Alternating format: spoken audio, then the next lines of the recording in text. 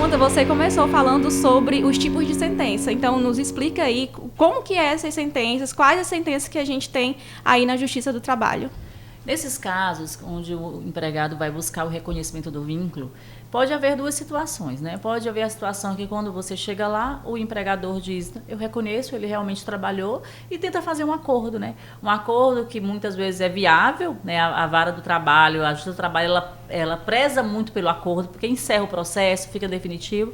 Só que o juiz vai analisar também, tá, gente? Quando a gente fala de acordo, não quer dizer que o juiz vai aceitar qualquer acordo. Eu já vi situações em que a empresa queria que o trabalhador abrisse mão do vínculo, pagaria as verbas, mas abriria mão do vínculo de emprego durante 5 anos. E aí o juiz não concedeu, porque ele entendeu que lá na frente ia prejudicar o trabalhador, então ele não concedeu.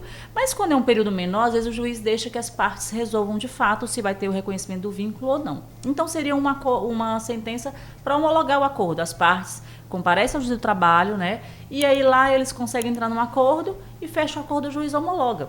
E tem aquelas situações em que o trabalhador pede o reconhecimento do vínculo e o empregado diz, não trabalhou para mim. Ou então, não, mas não foi dessa forma, era só prestando uma diária, era só de forma eventual. E não chega num acordo. E aí nós vamos para uma instrução processual, onde o juiz vai analisar as provas apresentadas, inclusive ouvir as testemunhas, né? E as partes também, e aí ele vai proferir uma sentença. E aí essa sentença, sim, é uma sentença de mérito, porque não tem acordo, é o juiz que vai decidir, diante do conhecimento dele, das provas juntadas aos autos, o que foi melhor provado, vamos dizer assim, né? Quem tem razão naquele momento ali, quem teve mais provas, né? Sim. Ou a prova negativa do empregador, ou a prova afirmativa, né, de que havia vínculo do empregado. E aí ele dá uma sentença de mérito, né? Julgando procedente ou não o pedido.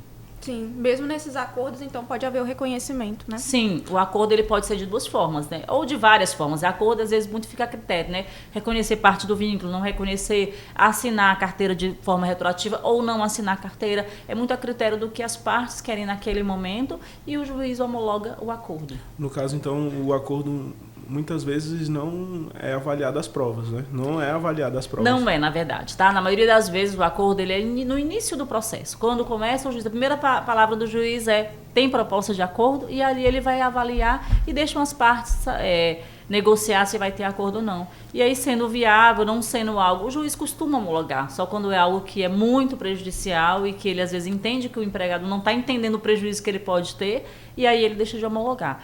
Mas não é muito comum, né? Geralmente é homologado de acordo com o interesse das partes. Doutor Adelmar, dentro desse cenário de uma sentença de um acordo em que não houve ali o contraditório, a ampla defesa, não houve a produção de provas, como que fica essa situação perante o INSS? O INSS ele considera essa sentença na esfera trabalhista?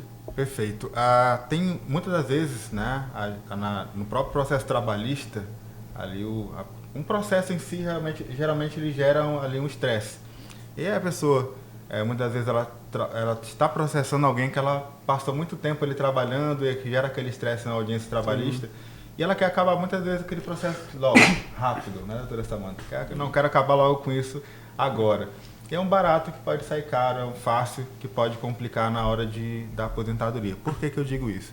Porque uma sentença que homologa um acordo onde não há uma instrução processual, não há uma análise probatória de documentos corroborado, juntado com prova testemunhal, ela não vai ser aceita pelo INSS e nem na Justiça, caso posteriormente tenha que se entrar na Justiça Federal para reconhecer esse vínculo. Por quê? Porque eles entendem, o próprio entendimento jurisprudencial, ou seja, do STJ, é que uma sentença homologatória de acordo, onde não há instrução processual, onde não há análise de documentos, ela é uma redução do que dizem as partes em um documento. O empregador diz uma coisa, a parte aceita e eles colocam naquele documento. Eles reduzem a termo as declarações. Então, não é aceita no próprio INSS, porventura. Caso se vá à Justiça Federal, provavelmente esse processo também vai ser indeferido.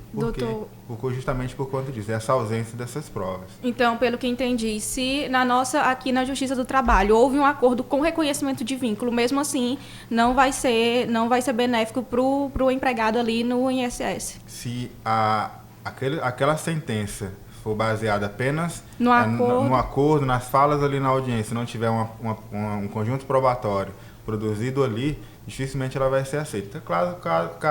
Claro, sempre há situações diferentes, por exemplo, a pessoa perdeu totalmente os documentos e tudo, mas são casos raríssimos onde é possível.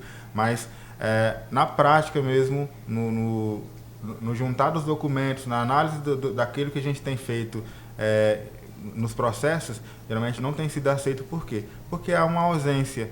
Antigamente, até o INSS ele queria estar presente nesse processo de alguma forma, para poder gerar ali um contraditório, gerar ali também na participação da questão das provas. Isso rapidamente foi deixado de lado. Hoje o INSS não é obrigatoriamente não é obrigado a participar desse processo, mas a questão da produção de provas reconhecida ali na audiência, depois com a questão da prova testemunhal, que por si só, a prova testemunhal, por exemplo, eu só tenho a testemunha. Na Justiça do Trabalho, muitas das vezes, é aceito para poder reconhecer uma verba, reconhecer um vínculo, mas a prova testemunhal na Justiça do Federal, quando se trata de processo de aposentadoria, e no INSS também, no administrativo, geralmente não é aceita a prova testemunhal. Ela tem que ser baseada ali também, ser juntada com provas documentais, como a doutora Samantha falou. Há provas diversas, há provas variadas. Então, mais uma vez, a importância de um profissional qualificado